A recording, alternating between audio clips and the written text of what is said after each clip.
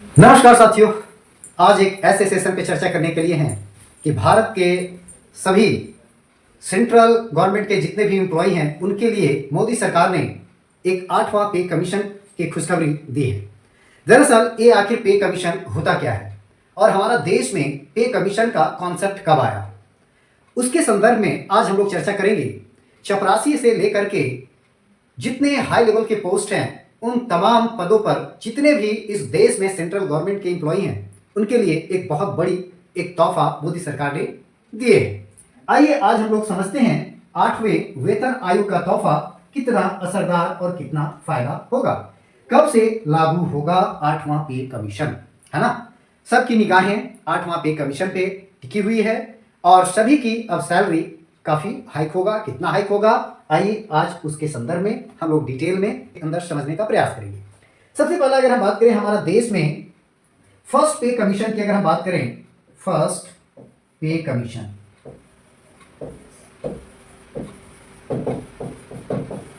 साल 1946 में, जनवरी 1946 में इसकी कॉन्सेप्ट आती है और 1947 में आजाद भारत में इसे इंप्लीमेंट किया जाता है ना।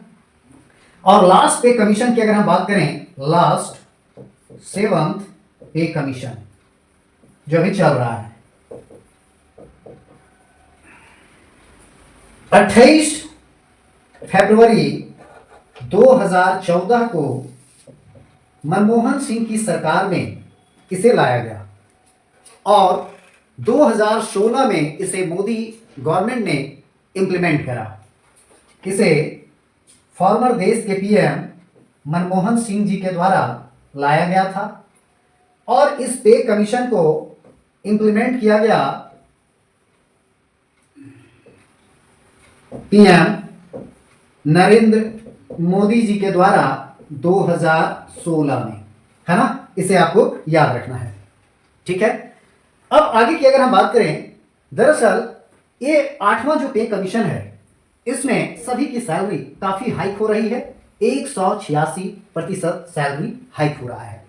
लेकिन इस 8वां पे कमीशन में खास बातें आपको ये याद रखना है।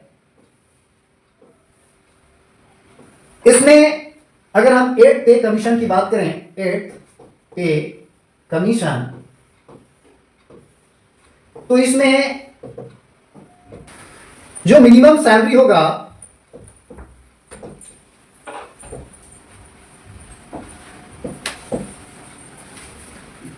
34,560 और अगर हम मिनिमम पेंशन की बात करें तो 17,250 ये मिनिमम पेंशन होगा। मिनिमम पेंशन 17,250 मिनिमम पेंशन होगा। देखिए 8 पे कमीशन में ये सारी इंप्लीमेंट होगी और 7वां जो वेतन आयोग है इसका समापन दिसंबर 2025 में होने जा रहा है। और इससे पहले ही अभी हाल ही में अश्विनी वैष्णव जी के द्वारा बताया गया कि 7वां पे कमीशन की जब समाप्ति होगी तो 8वां पे कमीशन जब 2026 में लागू होगा तो इसमें बताया गया कि एक कमिटी डिसाइड करेगी। एक पहले कमिटी बनाया जाएगा और वो कमिटी डिसाइड करेगी और कमिटी के डिसाइड होने के बाद में इसे 2026 में लागू कर दिया जाएगा। अच्छी बात है। जैसा कि आप देख पा रहे हैं, 8 pay commission will pension see a big jump here, what you need to know, है ना। ये थर्सडे का न्यूज है, आप देख पाएंगे, है ना। टॉप स्टोरीज में जैसा कि आप देख पा रहे हैं 8 पे कमीशन, सारा न्यूज आप देख पा रहे हैं। The Indian express, India today, ये सारी टॉप स्टोरीज है। अगर हम पे कमीशन की बात करें तो कौन से ईयर में कौन कौन चेयरमैन बने और ये पे कमीशन 10-10 साल पे रिवाइज होती है, राइट। अगर हम पे कमीशन की बात कर रहे हैं, पे कमीशन ये 10 वर्ष में, 10 ईयर्स में इसे रिवाइज किया जाता है ना। जैसा कि आप देख पा रहे हैं फर्स्ट पे कमीशन, फर्स्ट पे कमीशन की अगर हम बात करें तो साल 1947 में इसे इंप्लीमेंट किया गया और 59 तक ये चला, है ना। चेयरमैन श्रीनिवासा वह थे उस वक्त में इसके चेयरमैन। अगर हम सेकेंड पे कमीशन की बात करें तो 59 से लेकर के 73 के आसपास आप देख पाएंगे, और जगन्नाथ दास उस वक्त में चेयरमैन थे। थर्ड पे कमीशन की बात करें तो थर्ड पे कमीशन में 1973 से लेकर के 87 रघुवीर दयाल उस वक्त में चेयरमैन हुआ करते थे। इस प्रकार से आप हायरार्की देख पाएंगे कि फोर्थ, फिफ्थ, सिक्स्थ और सेवंथ पे कमीशन लास्ट जो अभी हमने कहा था कि 2014 में former PM, late former PM Manmohan Singh इन्होंने लाया, और इसे सेवन पे कमीशन के रूप में हमने देखा था। और इसी सेवन पे कमीशन को 2016 में पीएम नरेंद्र मोदी ने इसे लागू करा, है ना। आप इसे याद रखेंगे, सेवन पे कमीशन। आगे अगर हम बात करें जो कुछ की फैक्ट्स है उस पर आज हम चर्चा करेंगे। इसमें दरअसल 20 से 35% के आसपास में यहां पे हाइक सैलरी में हो रहा है ना। सैलरी में अगर हम हाइक कहें तो लगभग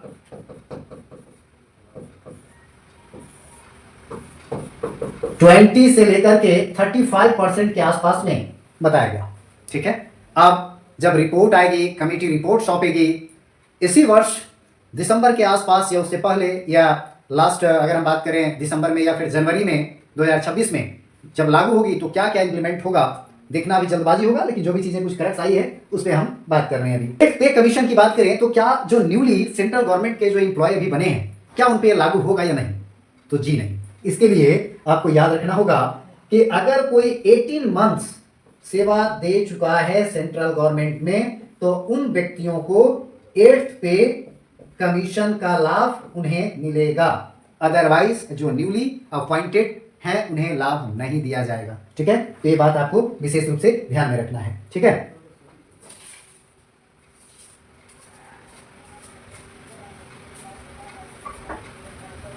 इसे विशेष रूप से आपको याद रखना है।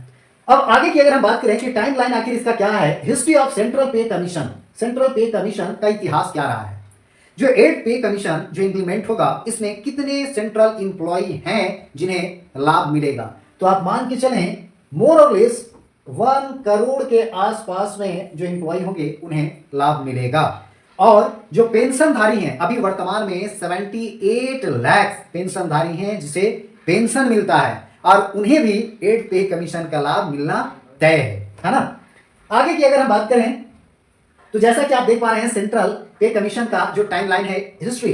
फर्स्ट पे कमीशन हमने कहा था 1946 में, लेकिन इसका इंप्लीमेंटेशन का डेट क्या था, आजाद भारत में। इसका उद्देश्य क्या था, to examine and revise pay scale of government employees in post world war 2, है ना, हमें रिवाइज करनी थी। अगर हम सेकेंड पे कमीशन की बात करें तो 1957 की बात कर रहे हैं। अगर इसके ऑब्जेक्टिव की बात करें, टू एड्रेस इन्फ्लेशन, महंगाई, and raise living cost for government employees, है ना, इसका एक मेन उद्देश्य था। और इसकी इंप्लीमेंटेशन की अगर हम डेट की बात करें तो 1959 की बात करते हैं, है ना। अब एक और अगर हम टाइमलाइन की बात करें थर्ड पे कमीशन का, तो थर्ड पे कमीशन 1973 में आई और इसे इंप्लीमेंट भी किया गया 1973 में ही, है ना। इसका ऑब्जेक्टिव क्या था, to reduce gap between government and private sector salaries, हमें उसे क्या करना है, रिड्यूस करना है गैप को। ठीक है, चूंकि इसकी बात करें गवर्नमेंट सेक्टर की सैलरीज की बात करें तो उसे क्या करना था, हमें रिड्यूस करना था जो है। और 1973 में इसे इंप्लीमेंट किया गया। फोर्थ पे कमीशन की अगर हम बात करें तो 1983 में इसे लाया गया और इसे 86 में इंप्लीमेंट किया गया। हमें यहाँ क्या करना था, इसे उद्देश्य क्या था, to modernise the salary structure और रेशनलाइजेशन ऑफ अलाउंसेस, के समय हमें सुधार करनी थी, है ना। फिफ्थ पे कमीशन की अगर हम बात करें 1994 में आई और 1997 में इसे लागू किया गया। ऑब्जेक्टिव क्या था, to address economic liberalisation impact on government employees compensation, इसे इंप्लीमेंट किया गया 1997 में। इसमें से कुछ की फैक्टर्स भी हैं, जैसे आप देख रहे हैं मिनिमम बेसिक पे इंक्रीज 2440 रुपया, है ना, rationalisation pay structure across levels and simplification of rules for allowances and pension are allot for that pay commission. Six pay commission साल 2006 में आया, लेकिन इसे इंप्लीमेंट किया गया 2008 में इंप्लीमेंट किया गया था। और इसका उद्देश्य क्या था, to attract and retain talent in government services through competitive pay, right. अगर इसकी की फैक्टर्स की बात करें तो इसी में आपका इंट्रोडक्शन आता है ग्रेड पे सिस्टम का 2008 में, राइट। मिनिमम बेसिक पे रिवाइज 7,000 पर मंथ की गई। ठीक है, ये भी बात आपको विशेष ध्यान में रखनी है। और आखिरी जो लास्ट पे कमीशन थी साल 2014 में, इसे 2016 में लागू किया गया भारत के वर्तमान तत्कालीन प्रधानमंत्री नरेंद्र मोदी जी के द्वारा 7th पे commission. Objective to simplify the pay structure and address employees grievances. इन लोगों की मांग थी कि अब 10 वर्ष होने वाला है, अब इसे 7th पे को रिवाइज की जाए। और अंततः चूंकि 7th पे, इसका 7th पे कमीशन की अगर हम बात करें तो ये लास्ट हो रहा है, इसका जो टर्म है दिसंबर 2025 में, और अब 2026 में बारी है 8th पे कमीशन लागू करने की, है ना। लेकिन अभी हाल में ही आपने सुना होगा वैष्णवी जी के द्वारा बताया गया कि एक कमेटी बनेगी, वो कमेटी के सुझाव और रिकमेंडेशन के बेस पे ही चेंजेस किए जाएंगे। अब देखना जल्दबाजी होगा किन किन किन बातों पे यहाँ पे चेंज की जाती है, क्या इन लोगों की जो मांग है सेंट्रल एम्प्लॉइज़ की, क्या उन मांगों को भी इसमें पूरा किया जाता है या नहीं किया जाता है, वो भी देखना होगा अभी। तो 2016 में प्रधानमंत्री नरेंद्र मोदी ने इसे इम्प्लीमेंट करा, चूँकि ये लाया गया था मनमोहन जी के द्वारा, राइट। और इसी में replacement of grade pay with पे मैट्रिक्स में इसे लाया गया, है ना। जो ग्रेड पे था उसे पे मैट्रिक्स में करने की बात की गई। मिनिमम बेसिक पे सेट 18,000 पर मंथ की गई, और फिटमेंट जो फैक्टर्स था 2.57 अप्लाई टू रिजर्व सैलरीज ऐसे किए गए। और enhance the focus of family pension and retirement benefit, ये सारी बातें इसमें रखी गई। लेकिन क्या अभी जो पेंशन की जो व्यवस्था चल रही है 8th पे कमीशन में, क्या इसे हाइक मिलेगी या नहीं? जो अभी जो वर्तमान में जो जॉब कर रहे हैं सेंट्रल गवर्नमेंट में, क्या उन्हें पेंशन का लाभ मिलेगा 8th पे का या नहीं? तो उनको जरूर मिलेगा। लेकिन जो रिटायर हो गए हैं, क्या उन्हें पेंशन मोदी सरकार 8th पे कमीशन के तहत इन्हें देने की बात कही गई है या नहीं? ये मोदी जी का जो तोहफा है, क्या उनके लिए वरदान साबित होगा या नहीं? ये भी देखना जल्दबाजी होगा। आने वाले समय में ये सारी चीजें स्पष्ट होंगी। आइए आगे हम बात करें लास्ट की, क्या केंद्र सरकार ने 8th पे कमीशन गठन की मंजूरी देते ही काफ़ी सेंट्रल गवर्नमेंट के जो भी जॉब कर रहे हैं, जितने भी एम्प्लॉई हैं, उनमें काफ़ी एक खुशियाँ देखने को मिल रहा है। लेकिन हाँ, जो वैसे एस्पिरेंट्स जो सेंट्रल गवर्नमेंट की तैयारी में जुटे हुए हैं, उनके लिए भी एक विशेष तोहफा है। नरेंद्र मोदी की अध्यक्षता में गुरुवार को हुई एक हाई लेवल मीटिंग बैठक हुई, और इस बैठक में कैबिनेट की बैठक के बाद अश्विनी वैष्णव ने बताया कि केंद्रीय कर्मचारियों की और पेंशन जो पेंशनर्स हैं उनके लिए 8वें वेतन आयोग का गठन करने की मंजूरी मिल गई है, दे दी गई। 8वें वेतन आयोग के गठन से 48.67 लाख केंद्र सरकार के कर्मचारियों को और 67.95 लाख पेंशन भोगियों को लाभ मिलेगा। अभी तक देश में 7वां वेतन आयोग लागू है, और जिसका कार्यकाल 31 दिसंबर 2025 है, जैसा कि अभी हमने कहा था, है ना। अब इसी 31 दिसंबर 2025 के बाद सीधा 2026 के जनवरी महीने में उम्मीद है कि 8th पे कमीशन लागू होगी। ओके, आगे की बात करते हैं कि केंद्रीय मंत्री ने बताया कि अगले साल यानी 2026 में अपनी रिपोर्ट सौंपनी होगी, जो कमेटियां बनेगी, उसके बाद ही आगे की प्रक्रिया की बात करें। आगे की प्रक्रिया की बात करें तो 8वें वेतन आयोग को केंद्रीय मंत्रिमंडल की मंजूरी मिलने के बाद राज्य सरकारों या पीएसयू से कंसल्ट किया जाएगा। अब बारी है, क्या राज्यों में भी सैलरी हाइक होगी? इसके साथ ही 8th पे कमीशन के अध्यक्ष और 2 सदस्यों का चयन किया जाएगा, जिनके नाम जल्द ऐलान हो सकता है। फिर प्रोसेस करने के बाद सरकार को आयोग रिपोर्ट सौंपेगी, फिर इस पर पुनर्विचार किया जाएगा, देन उसके बाद में इंप्लीमेंट किया जाएगा।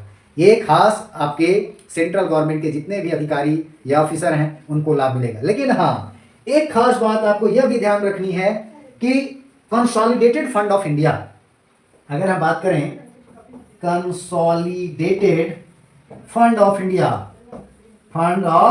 इंडिया, इनसे जिन्हें भी सैलरी मिलता है 266 आर्टिकल के तहत, आपको ये विशेष ध्यान रखने हैं, जो हाई लेवल के अधिकारी, आईएएस अधिकारी या आईएएस ऑफिसर अधिकारी, उनको अगर इनकी सैलरी मिलती है तो उनको विशेष लाभ मिलेगा, उनकी सैलरी में विशेष हाइक होगी। ये सारी चीजें इसमें होगी 8th पे कमीशन में। फ्रेंड्स, आज के लिए मेरा 8वां पे कमीशन से संबंधित लेक्चर था। आज का लेक्चर मेरा यहीं पे समाप्त होता है। फिर मैं मिलता हूं किसी अन्य लेक्चर के साथ में।